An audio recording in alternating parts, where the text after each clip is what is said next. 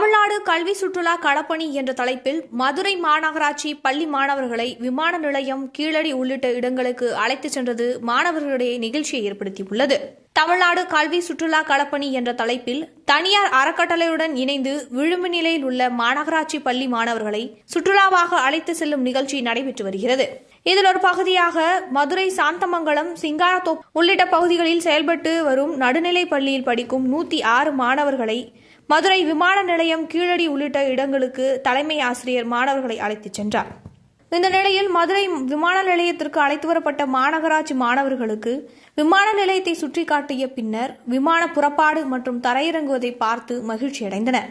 இதனைத் தொடர்ந்து கீழடி சென்று தமிழர்களின் பாரம்பரியம் மற்றும் கீழடி அருங்காட்சியகத்தை பார்த்தது மகிழ்ச்சி அளித்ததாகவும் மாணவர்கள் தெரிவித்துள்ளனர்.